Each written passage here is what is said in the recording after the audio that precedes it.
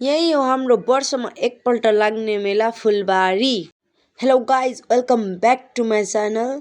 म आज जाँदैछु फुलबारी मेला एन्ड हामीहरू बाटोमा छौँ। यो चाहिँ मेरो साथी हो, हुन त मेरो बेस्ट फ्रेन्ड हो, खास साथी हो यो मेरो। हामीहरू बाटोमा छौँ। अहिले नै हजुरहरूलाई भित्र गर्न गराइरहेको छु।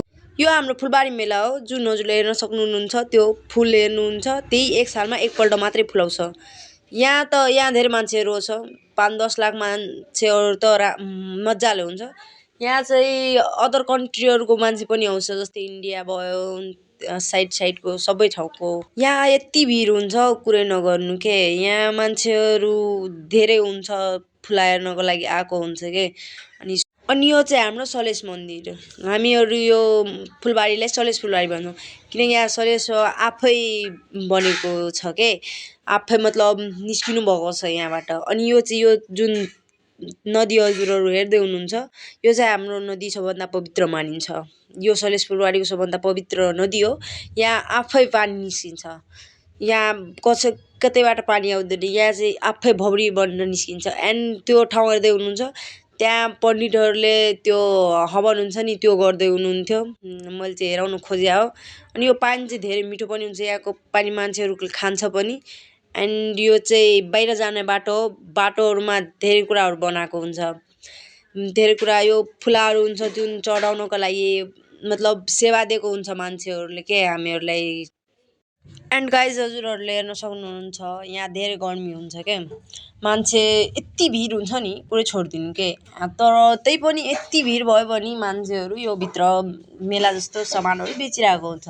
हजुरले हेर्न सक्नुहुन्छ, त्यो अङ्कल यति घाम पसिनाले तरबतर हुनुभएको छ, त्यही पनि आफ्नो काम छोडिराख्नु भएको छैन। एन्ड यो हेर्न सक्नुहुन्छ ट्याटुको बारेमा मैले एउटा कुरा सुझाव दिन चाहन्छु।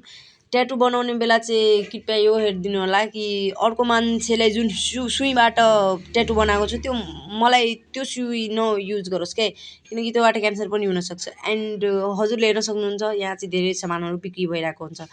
घाँटीमा लगाउने, हातमा लगाउने, सिन्दुर जस्ता त्यस्ता कुराहरू धेरै हुन्छ। तर ट्याटु सबभन्दा खासमा अलिकति ध्यान दिएर बनाउनु होला, सुई तुई हेरेर, किनकि हाम्रो बडीलाई सबभन्दा बढी खराबी गर्छ त्यो अर्काको ब्लडले।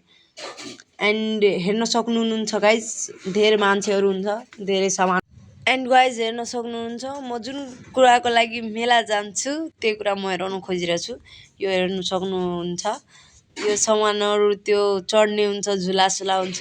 म त्यही कारणले मेला जान्छु कि मलाई त्यो नमझेल्न धेरै राम्रो लाग्छ। यो चाहिँ रमझुला भइसक्यो। अनि मान्छेहरू यहाँ यति भिड हुन्छ नि कुरो। एन्ड पानीपुरी चाहिँ छुट्नु नै भएन। सो पानीपुरी त खानै पर्यो, मेला त्यहीको लागि हामीहरू जान्छौँ। पानीपुरी बडीको लागि पनि अलि राम्रै हुन्छ। एन्ड सबभन्दा मेरो फेभरेट कुरा, म यही कारणले मेला पनि जान्छु कि। हेर्नु सक्नुहुन्छ, म चाहिँ झुलामा बसेको छु। तर योमा धेरै डर हुन्छ भने नि, सबभन्दा बढी मलाई मजा यहीमा आउँछ क्या। यति मतलब माथि गएर तल झर्दा नि यति डर लाग्छ नि, कुरै छोडिदिनु क्या। तर सबभन्दा बेस्ट मलाई यहीमा लाग्छ, सबभन्दा बेस्ट के। And thanks for watching guys. अब नेक्स्ट भिडियोमा भेटौँला। सब्सक्राइब गरिदिनु होला एन्ड बेल आइकनलाई पनि दबाइदिनु होला। Thank you.